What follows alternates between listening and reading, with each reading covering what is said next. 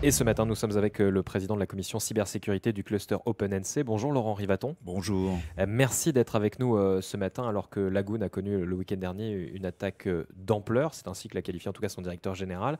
Est-ce qu'on peut expliquer ce qui s'est passé chez Lagoon? C'est quelque chose d'assez classique, c'est un ransomware finalement, c'est ça? Oui, alors l'outil qui est utilisé, donc le ransomware, rançongiciel en français, est assez classique. C'est aujourd'hui un outil qui est probablement le plus largement utilisé par les cybercriminels pour gagner de l'argent, ou pour extorquer de l'argent plutôt, pour voler de l'argent. Donc voilà, la méthode est classique. Ce qui est pas anodin aujourd'hui, c'est qu'évidemment les impacts qu'on voit sont significatifs. Puis au-delà puisque l'activité de Lagoon, c'est notamment de fournir de l'accès à Internet, et donc les clients Lagoon qui sont très nombreux sont impactés. Donc c'est peut-être ça qui est très significatif, au-delà du préjudice que subit l'entreprise en tant que telle. Et on peut se dire justement qu'une entreprise comme Lagoon, qui est spécialisée dans l'accès à Internet, est une entreprise qui est plutôt bien protégée normalement face à ces risques-là, en tout cas au moins à conscience des risques. Comment on peut expliquer que des criminels arrivent à mettre à mal une entreprise comme Lagoon? Alors, il faut savoir que le risque zéro n'existe pas, et quel que soit le niveau de préparation qu'on ait, on n'est jamais à l'abri de ce type de choses. Ce qui va jouer, c'est l'intention et la motivation de ceux qui attaquent. Pour le dire très simplement, sur une attaque très basique comme celle dont on peut être les cibles, nous en tant que particuliers, etc. Et ben c'est relativement peu préparé, c'est assez massif. Donc là, normalement, des entreprises de ce type-là sont effectivement très bien préparées pour empêcher ce genre d'attaque. Après, si un groupe de cybercriminels dans le monde décide de cibler Lagoon ou quoi que ce soit d'autre, et se prépare suffisamment longtemps à l'avance, et cette préparation peut durer des semaines, des mois, voire plus, il y a relativement peu de chances d'y échapper. Oui, il y a relativement peu de chances d'y échapper, sachant qu'après, il y a des mesures qui peuvent être mises en place dans les entreprises pour minimiser les impacts. C'est ce que disait d'ailleurs le directeur général de Lagoon hier sur notre antenne, que finalement ça avait ciblé des points stratégiques, donc il pensait que ça avait été préparé avec beaucoup de minutie. En tout cas, il y a des enquêtes toujours dans ce genre de cas pour savoir exactement ce qui s'est passé. Oui, tout à fait. Quand il y a des incidents de ce type-là qui arrivent dans des entreprises, il y a une première phase qui est éteindre l'incendie, hein, donc la réponse immédiate. Donc quand il y a un incendie, on cherche d'abord à éteindre l'incendie, à faire en sorte qu'il se propage le moins possible pour minimiser les dégâts. Et puis il y a aussi une enquête qui se met en parallèle pour déterminer comment l'incendie s'est déclenché. Donc là, c'est exactement la même chose qui se passe dans le monde du numérique. Il y a ces deux actions qui se mènent en parallèle: minimiser les impacts, essayer de rétablir les services, et puis parallèlement mener l'enquête pour savoir exactement ce qui s'est passé, avec plusieurs objectifs.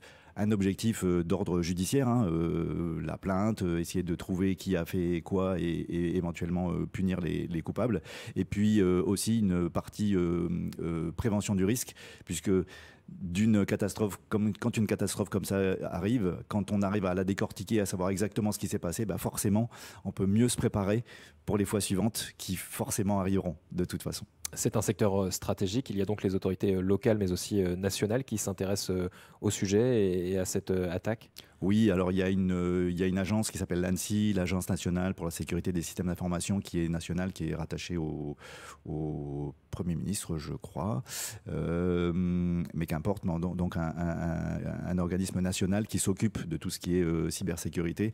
Et donc les sociétés du type de Lagoon ont un lien privilégié avec ces services-là pour être aidés en cas de problème. Alors, on parle du cas de Lagoon. On avait connu le cas de la province des îles aussi, qui avait beaucoup fait parler. Il me semble que c'était en début d'année. Mm. Il n'y a pas une journée finalement sans qu'une entreprise calédonienne ne soit victime d'attaque. Est-ce que la pression s'accentue encore sur le territoire en ce moment? Alors, compte tenu de la situation qu'on a aujourd'hui, qui est instable politiquement, mais aussi économiquement, et peut-être même surtout économiquement, oui, il y a une pression qui est plus forte. La raison, elle est simple, hein, c'est quand on se place du point de vue de la cybercriminalité, le but d'un cybercriminel, c'est de gagner de l'argent en faisant faire à des gens des choses qu'ils n'auraient pas dû faire. Et ça, pour que ça marche bien, ça marche dans tous les types d'arnaques, que ce soit numérique ou pas du tout d'ailleurs. Il faut que les gens agissent vite, il faut qu'ils agissent sur l'émotion sans réfléchir.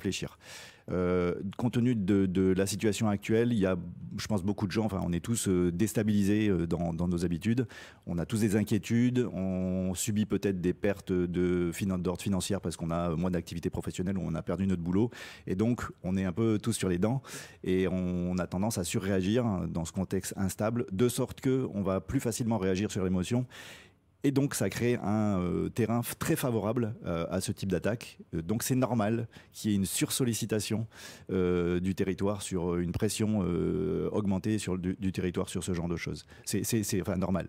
Je sais peut-être pas le bon mot, c'est logique. C'est logique. D'un point de vue cybercriminalité, c'est logique que le territoire soit la cible aujourd'hui de manière plus forte que d'habitude. Donc à la fois des attaques comme là a pu le subir Lagoon, ou aussi des sollicitations sur Internet, des gens qui proposent des choses mirobolantes, ouais, c'est ça. Il y a plusieurs types d'attaques. Oui, on l'a tous vu, hein, des arnaques qu'on n'avait pas vues depuis longtemps parce qu'elles sont assez grossières, mais on renvoie un message qui nous dit, bah voilà, j'ai tant d'argent, aide-moi à les sortir. Enfin bon, tout un tas de petites arnaques, ou alors, ben voilà le formulaire pour avoir la subvention machin plus facilement, ou voilà, tout ce genre de petites choses qui font que quand on est dans le besoin, voilà, mettons j'ai perdu mon salaire, hein, j'ai mes factures à payer, j'ai mes enfants à nourrir, et ben ces petites sollicitations là, elles vont être plus facilement repérées, et je vais céder plus facilement à la tentation puisque je suis dans le besoin, et donc je suis une proie plus facile que d'habitude. En fait, c'est aussi bête que ça. Et ces cybercriminels, ils sont à l'affût finalement de l'actualité, justement pour aller saisir une opportunité et pour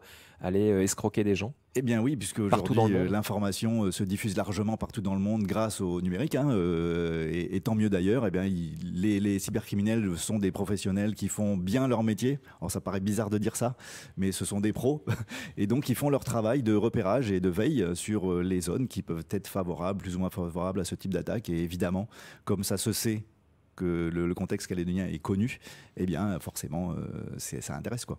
Et je vais en profiter pour faire un message de prévention. Il y a aussi de faux articles qui citent Radio Rythme Bleu. Je rappelle qu'Elisabeth Noir a déposé plainte pour usurpation d'identité puisqu'il s'agit d'une arnaque liée donc à de fausses interviews qui auraient été diffusées sur notre média. Ne cliquez surtout pas sur ces liens. On parle effectivement de cybercriminalité. Est-ce qu'on peut parler aussi de risque d'ingérence ? On l'a vu, il y a des gens qui ont pointé du doigt l'Azerbaïdjan, la Russie, etc. dans ce que nous connaissons actuellement. Est-ce qu'il y a un risque d'ingérence aussi en matière cyber ? Ah bah, toujours. De toute façon, la Nouvelle-Calédonie étant un territoire français, et la France en tant que nation ayant des amis, des ennemis, pour faire simple, bah forcément, si je suis une nation qui a un intérêt à déstabiliser la France, bah, mettre le bazar en Nouvelle-Calédonie, ça peut avoir un intérêt direct ou indirect pour servir ma cause, entre guillemets. Donc oui, tout est possible. Il faut voir qu'aujourd'hui, avec le numérique, l'Internet abolit les distances. Donc en fait, bah, on est tous... les uns avec les autres, hein. On est tous voisins très proches, et donc c'est facile de n'importe où d'entamer n'importe quel type d'action dans n'importe quelle partie du monde. Aujourd'hui, est-ce que les cybercriminels revendiquent leurs actions, ou est-ce qu'il est très difficile finalement d'en connaître l'origine ? Alors quand c'est d'ordre de la déstabilisation, il y a des choses qui doivent être vues. C'est pour faire un parallèle, enfin bon, toute proportion gardée, hein, mais si je suis un terroriste ou un activiste plutôt, je vais commettre une action et je vais le revendiquer puisque je le fais dans le cadre d'une action d'activisme. Et donc il faut forcément que tout le monde sache pourquoi l'action a été faite pour que je puisse, pour que ça porte la cause que je défends. Donc dans ce cas-là, il y a un intérêt. Et sur la partie cybercriminalité, comme le but c'est de gagner de l'argent, forcément si je vous arnaque, bah, il faut que vous sachiez par qui vous êtes arnaqué, de manière à ce que vous puissiez me donner l'argent que je réclame en contrepartie de l'action. Tout en se faisant pas attraper. Tout en se faisant pas attraper, voilà. Donc oui, c'est souvent revendiqué, c'est rarement anonyme en fait, au sens large, au sens strict, dans le sens où ben, on subit quelque chose et on ne sait pas du tout d'où ça vient. Ça n'aurait pas grand intérêt, me semble-t-il, que ce soit totalement anonyme en fait. Alors Laurent Rivaton, justement, peut-être un peu de prévention pour nos auditeurs. On le disait, si on est victime d'une arnaque comme ceci, quelqu'un nous demande une rançon, qu'on soit une entreprise ou autre, finalement, qu'est-ce qu'il faut faire dans ces cas-là? Quel est le premier geste à faire? Alors, je pense que la première chose, c'est toujours de réfléchir. Enfin, il ne faut jamais agir à la va-vite. En fait, les choix qu'on fait sous la pression et dans l'urgence, l'expérience montre qu'ils sont jamais les meilleurs en fait. Donc il faut toujours prendre le temps de réfléchir un petit peu, pas trop. Là, si on voit dans le cas de Lagoon, plus ils attendent pour agir, et bon, ils n'ont pas attendu, hein, ils ont agi très vite, plus il y a des impacts sur leurs clients, etc. Donc c'est mauvais pour eux. Après, dans les entreprises en général, il y a des plans qui sont prévus, c'est-à-dire que ce type de sinistre est prévu, a été anticipé, et donc il y a des plans d'action qui sont déroulés, de sorte que les personnels techniques notamment, le jour où ça arrive, ils ne soient pas dans la panique totale, ils sachent précisément ce qu'ils ont à faire. Donc il y a en général des cellules de crise qui se mettent en place, avec des rôles qui sont attribués à chaque personne, des gens qui sont chargés de la communication, des gens qui sont chargés du rétablissement, des gens qui sont chargés des enquêtes pour savoir ce qui s'est passé, etc. Et chacun, sachant ce qu'il a à faire, le fait sereinement. Les gens se sont entraînés au préalable, et donc ça se passe dans les conditions les moins pires possibles, on va dire. On va pas dire le meilleur possible, mais disons le moins pire possible. Mais ça peut être le cas d'une entreprise comme Lagoon, qui a un savoir-faire, une expertise dans le domaine. On a beaucoup d'entreprises aujourd'hui qui utilisent des moyens numériques. Toutes les entreprises quasiment ont recours au numérique, et pour autant ne sont pas forcément prêtes à cela. Est-ce que le monde économique calédonien est prêt à subir ce type d'attaque et à réagir ? Alors mon avis, c'est que globalement, le monde économique calédonien est assez mal préparé. Cela dit, la taille d'une entreprise ne dispense pas. Si je prends mon cas personnel, mon entreprise est toute petite. Pourtant, elle est très dépendante du numérique. Et par exemple, je suis client Lagoon. Je me suis même pas aperçu dimanche qu'il y avait un défaut de service. Parce qu'étant très dépendante du numérique, j'ai fait le choix, dans mon plan de continuité d'activité, d'avoir 2 fournisseurs d'accès différents, et qui fonctionnent en permanence et en parallèle. Et donc, quand Lagoon est tombé en panne dimanche, je m'en suis pas rendu compte, puisque ça a continué à fonctionner sur l'autre fournisseur d'accès. Voilà. Et donc, c'est des mesures qui sont finalement simples, qui ont un coût, puisque de payer 2 abonnements, ça coûte forcément plus cher que d'en payer un seul. Mais en tant que dirigeant d'entreprise, il y a un calcul à faire, un arbitrage. Est-ce que ce surcoût vaut la peine par rapport au risque que j'ai si jamais j'ai plus d'internet et que je peux plus travailler du tout? Moi, j'ai estimé à l'époque que ça valait le coup, au sens strict du terme, et donc je l'ai fait. C'est le cas aussi de certaines entreprises qui n'ont plus de site internet aujourd'hui parce qu'ils sont hébergés chez Lagoon. On l'a vu dans des banques, on l'a vu dans d'autres types d'entreprises. Tout à fait. Ça aussi, c'est un risque à prendre en compte. Ouais. Alors après, suivant le type de site internet, si c'est un site simplement institutionnel, qui évidemment est important mais pas vital, ça va être très différent que si c'est un site de commerce en ligne, par exemple, dont on tire tout son revenu. Et donc en fonction de son exposition aux risques et des risques qu'on encourt, on va prendre des mesures qui vont être différentes en fonction de l'entreprise. Là, par exemple, pour revenir sur Lagoon, il est probable qu'actuellement, ils travaillent d'arrache-pied pour rétablir le service de connexion Internet de leurs clients. S'ils avaient fait du commerce en ligne, peut-être que c'est pas ça qu'ils auraient fait en premier. Peut-être que c'est le rétablissement de leur site de vente en ligne qu'ils auraient fait en premier. Voilà. Vous voyez ce que je veux dire? Oui, on priorise et on choisit son exposition au risque. On priorise en fonction du contexte de l'entreprise, en fait. Lagoon qui indiquait d'ailleurs hier dans une petite mise à jour d'un point de situation que les services revenaient petit à petit à la normale, et qu'en tout cas Internet pouvait être redéployé chez un certain nombre de clients. Donc les choses semblent avancer de ce point de vue-là. Quand on est aujourd'hui client Lagoon, ils permettent aussi de poser des questions, parce que je suppose que les gens sont inquiets quand son fournisseur d'accès à Internet est piraté. On ne sait pas encore s'il y a eu des fuites de données, etc. Aujourd'hui, on est client, on est un particulier, on est victime aussi et dommages collatéraux finalement de cette cyberattaque. Quelle est la marche à suivre? Sur quoi on doit s'inquiéter? Et est-ce qu'on doit s'inquiéter d'ailleurs? Alors, inquiéter, je sais pas, parce que l'inquiétude, c'est un terme qui est fort, de mon point de vue. En tout cas, il faut s'en préoccuper, il faut s'en occuper.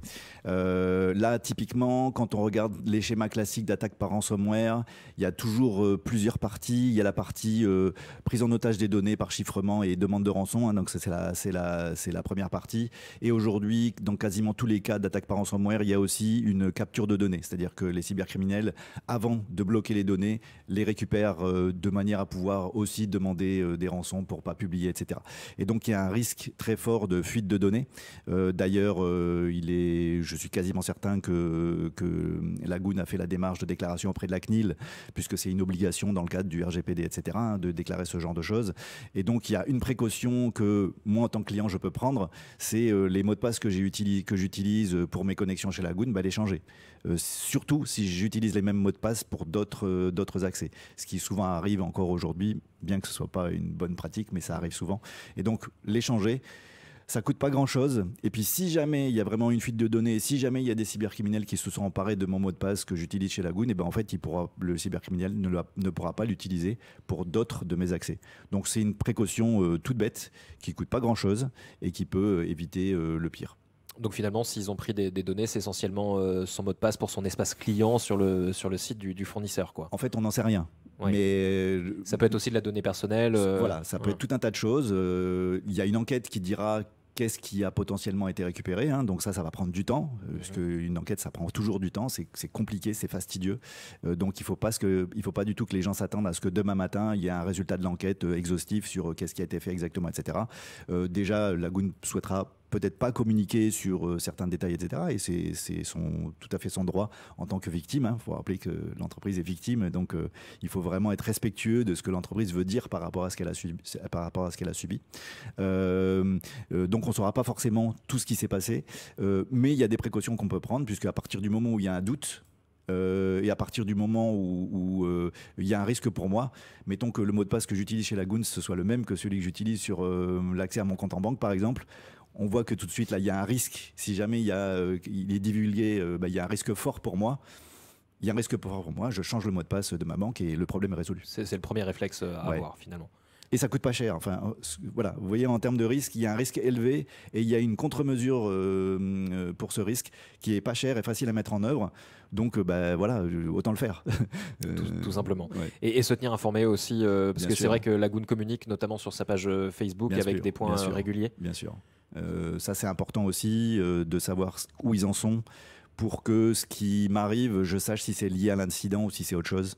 Voilà, la communication, c'est important en cas de crise. Ça permet de rassurer, ça fait retomber la pression, quoi, en fait, hein.